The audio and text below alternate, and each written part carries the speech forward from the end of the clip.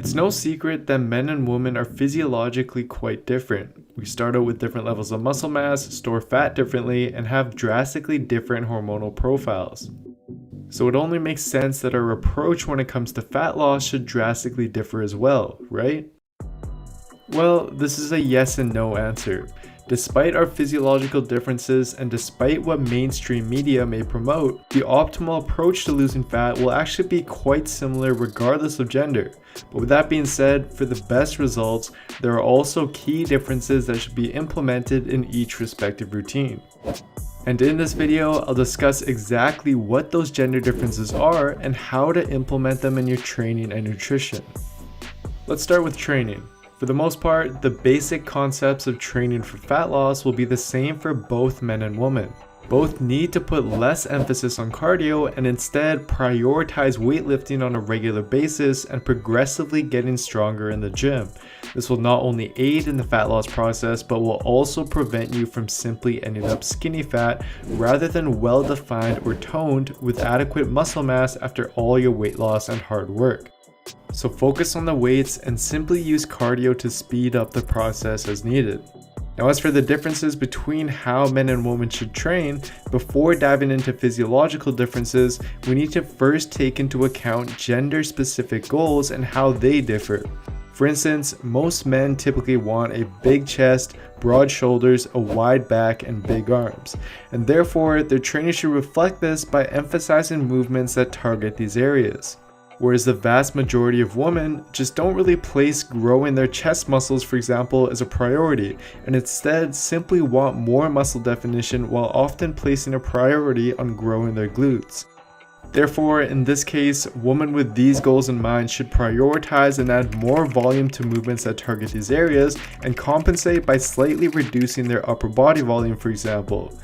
But training goals aside, there are also various physiological differences that should be considered as well. Let's start with the differences in training volume and frequency.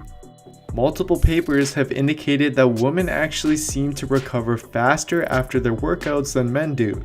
For instance, a 2010 paper from the International Journal of Sports Physiology and Performance found that after one set of bench press to failure, trained men needed 48 hours to recover and re-establish their baseline strength, whereas trained women only needed 4 hours to do so, which is thought to be due to females having a better nutrient delivery to their muscles. So as a result, they don't experience as much muscle damage from a workout as men do and can thus recover faster between sessions. Which implies that females may be capable of doing slightly higher volume workouts compared to men, and are also able to work out each muscle more frequently throughout the week without experiencing symptoms of overtraining, which can be especially useful if there's certain muscle groups they'd like to bring up or prioritize by dedicating more weekly sets than usual to them. For similar reasons as previously discussed, women also seem to recover faster after a set than men do. For instance, a paper by Fulco and colleagues found that when the adductors were worked to physical exhaustion during a set, the female subjects were able to recover significantly faster for the next set than men could, especially during the first minute of rest. And other papers do agree with this finding as well, implying that women may be able to get away with shorter rest periods between sets than men.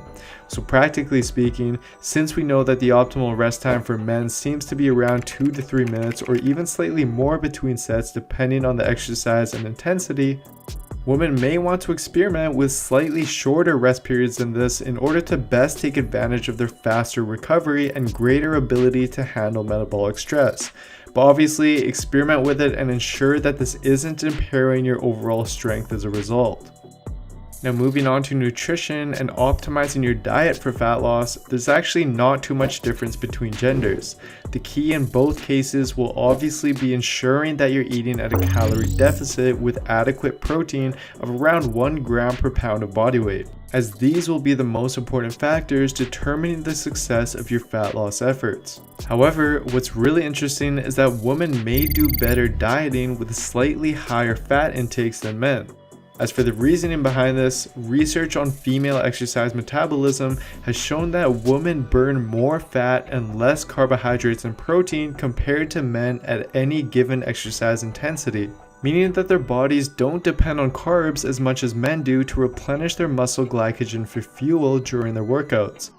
And as a result, the lesser need for carbohydrates frees up more calories to be consumed as fat, which can be particularly beneficial for women when dieting since it seems to help with their satiety. For instance, a 2016 paper from the journal Nutrition compared the effects of a high-fat meal versus a low-fat meal on appetite in men versus women. They found that the high-fat meal was 15% more satiating for women, but this effect was not found for men. Meaning that for women eating at a deficit, a relatively higher fat diet, for example having 30 to 40% or more of your daily calories coming from fat, may help better manage hunger without negatively affecting gym performance, given their greater ability to use fat for energy. But in my opinion, the benefits of higher fats versus higher carbs when dieting is very individual, so I encourage you to experiment with it to find what works best for you. So I hope you're able to see that although the main principles of training and dieting are actually quite similar for both men and women, there are minor differences that should definitely be considered and implemented appropriately. All in all though, what's going to enable you to lose fat most effectively while retaining your muscle in the process is a combination of heavy weightlifting on a regular basis and a calorie deficit. And this is true regardless of gender. So to sum the video up, here are the main gender differences and how they can be applied in your training and diet. Although these little differences may not seem like much, they really are what's going to enable you to transform your body as efficiently as possible. This is exactly why I've actually created and recently launched my 2 new female programs, which are optimized specifically for females and is something that I'm honestly just super excited about. These programs, just like my existing male programs, are designed to transform your body from your starting point to a lean, toned physique in the fastest, most effective way possible. And to join the program, simply head on over to builtwithscience.com and take the body type analysis quiz I have up, which will determine what program is best for you. Anyways, I'd also really appreciate if you give me a follow on Instagram as well. I post a lot more informative content on a regular basis and videos that I think a lot of you will find really useful. As always, if you enjoyed this video, then please don't forget to give it a like, leave a comment down below, and subscribe and turn on notifications to my channel as well, as this all truly does help me out. Thank you so much for all the overwhelming support. I really do appreciate it, and I'll see you next time.